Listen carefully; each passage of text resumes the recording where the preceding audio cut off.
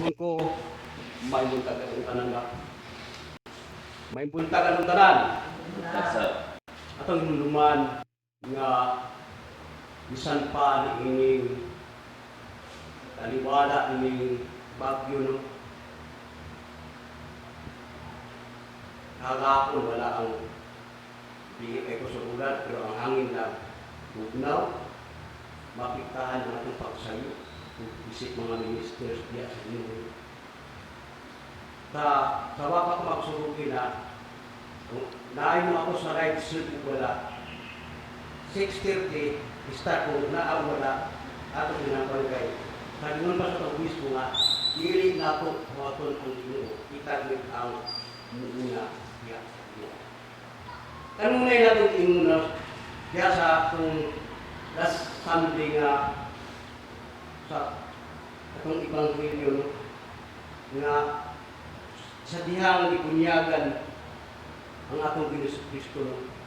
Sa versikulo 15 ang basaho. Apan gitubag siya ni Jesus, pasagi lang nga mitabo ini kay ni pagiya, makatuman kita sa tanan nga isugo sa Dios. Usa ni Ulos. Mausap kita ni ining matahom kabuntagon diha sa adlaw nato diha sa pagbuhat sa kabubuton sa Dios. Isud man pagmatag sayo o daghan kay challenge sa atong transaksyon nagpigil diha sa atong pagbuhat sa atong transaksyon sa kabubuton. Mga akit say wadto ko dili mo na ang rason nga manakit na naman. Diya sa Lucas 4:18 nag-ingon na ng atong Jesus. Lucas 4:18 ang Espiritu sa Ginoo aniya nato. Di ko na niya aron pagsangyaw sa mga ngadto sa kabus. Gipadala niya ako aron pagsangyaw ngat sa kagawasan ngadto sa mabinihan o papihuli sa panaw sa mga papagawas sa mga dinawdao verse 9 o pahibalo pagpahibalo sa tuig nga ang Ginoo muluwas sa iya. Ano na natin naman sa dihang na bunyagan na kita ang Espiritu sa Ginoo ani ana kanato aron kita iya makapabuhat ya sa atong mga ulaton nga iya gitahas kanato kung asa kita ipahaom diha sa ato tagsa-tagsa ka mga tawag labi-labi niini na pagkita. Nakita nato no akong ibang video karon nga bukat kayo nga ang pagtawag sa akong gusto ni David sa English Bible ay ingon na akong Ginoo sa Kristo dili ang mamatay kundi ang makasala. Ano na natin luman na igugma sa Diyos ang makasala usog ka sa Diyos apan ikasilagan niya ang pagbuhat sa sala. Mga igsoon sa atong Ebanghelyo karon nakita nato si Jesus nga mitawag kang Levi. Usa ka may pagbuwis. Usa ka tao ang isip nga sa isip sa kadang-kadang makasala. Pataas ka mo, kinsay makasala ka lang din ka muntagon. Kitang-tanan. Wala eksensyon na lang. Mismo, ako ang nagtindog ni kabahin ko ito na para. Grasya na niyo kaluoy nga na ako ginita ang inyong tubangan. Kitang-tanan, wala ang ngayon. Basta naak kita din nga lawas nga mali.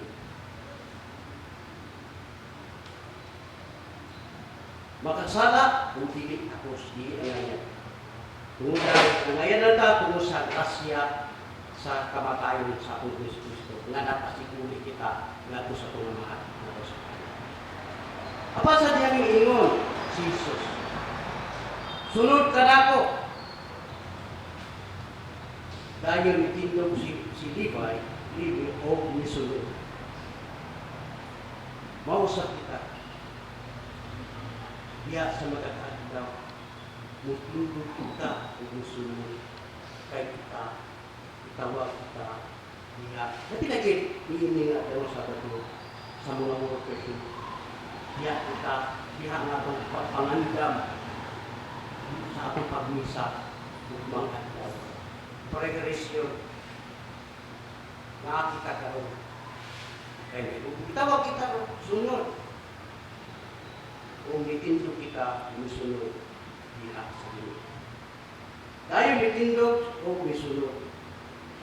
Napakita kini. Wala yung tao. Wala yung tao. Hindi man natin. Hindi kita mga wala ang tao kasi. Kung imong ka nga wala ng tao kasi hindi ko. Mura na ito, hindi mo na una. Mura na ang imo lang pagkagahit mo. Ang ato lang pagkagahit mo. Mura mo, nagandang excuses kinito. Yung sa, yung na walang mo tawag at hipon. Kader, bisyak, kung kay nabutaan na ka, nag-isi lang ka. Iya, sa mga pagulingong pagulakon. Diini ng kalibutan. Wala na dula o ang Ginoo sa atong pag-alaga diha. Nagikaon si Jesus uban sa mga makasasala o ini nakapahingangha sa mga kapasiyo. Nakinuman kini mga kapasiyo. Perfectionist din sila. Perfectionist yung mga kapasiyo. Kanay magtutulog sa tao. Apan ito bag si Jesus? Dili ang mga himso ang nakinanglan o doktor atong himban. Kani atong imbahan, muni atong balay alam ko ana sa mga masakiton, iya sa atong masakiton sa lawas, kalat, o iya sa atong espiritu. Muduol kita, iya sa pagsimba kaniya, aron maulian kita. Inaagi siya ang pulong, maulian kita, kung atong imeditate na, kung yung pulong, inaagi sa itong mga religious, itong bispo, mga parihan. Muna itong mga doktor, ini nga simbahan. Kung dili ang mga masakiton, kita tanga sa kumubugat kita, mga masakiton. Masakiton, ya sa espiritu, kalat lang. Ningon nga itong espiritu, wala akong muan ni, aron taogon ang mga mata. Kundi ang mga mata. Kita ang tanang yun, binasik kita. Ubay-ubay na sa itong mga ubay na itong mga kaibigan, na wala na itong makita. Kaya nila, maulaw na sila sa pagtuhod ng simbahan na ako na kayo sa tao. Hindi na ni hinakan mo, saan ko na sa pagkubay yung transform, saan ko ako dyan ko na gabi natin itong mga kahigalaan, membro diya sa itong mga diya sa itong pumilya. Maigsoon, atong hinuman ang grace ng Diyos para sa tanan. Muna ang pinakamaayo diya sa Diyos. Walay gipili, kitang tanan, makasala ang Diyos. Ang grasya para sa Diyos. Labi na sa mga nakasinati, una, kalapasan, kasaypanan, o kahulugan. Unang tubo. Kalapasan, kasaypanan, o kahulugan. Si Jesus wala magtanaw sa atong kagahapon. Kita naman tao, tanaw sa atong kagahapon. O sayo sa atong isip kagahapon. Kita naman si kundin diya atong kataan. Naguna siya anak ko, wala punta magtanaw. Insa kita niya sa mata sa atong mga. Kundili sa unsa kita mamahimong inaasig sa iyang dili. Ang hugma mo'y atong palong-palong.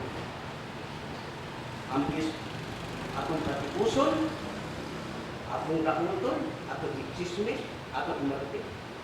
Inaagi siya ang gugma. Atong ipakita na.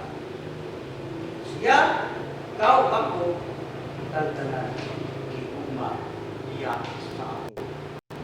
Amahan. Kita ba usahay sa mga parasiyo? Dali maghukom sa uban? Tignan ko na nga, wala tayo kalahinan. Kaya ang huna-huna, itara ang maayo o matarong, hindi makasasama. O sama pa kita kang tibay. Andam, mutindog, ug musunod sa tiyang tabo sa Ginoo. Naot nga, ining kabuntagon na, kamang katakang iban. Labi na gid, bago pa ito nagsugod sa atong tuig 2025. Naon dili taon tata sa Ginoo na nga, isa sa itong kandidato nito na hindi na itong atong kundin, hindi na itong ang atong magtawag ko. Di ba noon tawag ta sa Ginoo kung asa ta niya ipahako. Iyon na may mong lupo o unang kaspirgado na panig ba? Kung kita ba mapili sa panig na nagigda na niya punta. Pakakakon na itong banyan na uluhon kita niya sa atong matagahot mo. Napinagit sa atong pagkalawat.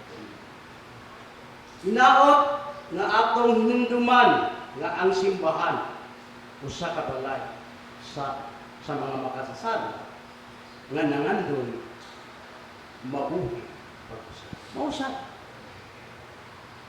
Dili literal nga ospital, pero ang atong kalag mabulian. Pinaagi sa atong dudut na ako. Dudut na ako. Nakakatong pagsimpa. Sabi na kang gitawag mo sa gano'n. Ang ayaw ko, simpa. Labi na pag-confusion. Confusion? Wala natin katinaw. Wala na masasagot na hindi natanggap ng mga kasinato ka po. Tulong sa buhat ng pero ano din ko tayo na kumain ka lang si Matong confusion. Kaya na itong tingin ko na atong lawas kalag o espiritu. Mabuhi pag-usap, hindi na sa mga perfecto. Dahil yung magbagay na itangalan, hindi pa perfecto. Ngalan lang sa tao, maunti. Husa, ablihan nato ang atong kasing-kasing sa paghinulsol, kaluoy, o pagdawas. Sama sa gibuhat sa ato Ginoo. Atong hinumduman na nagdasik sila ko.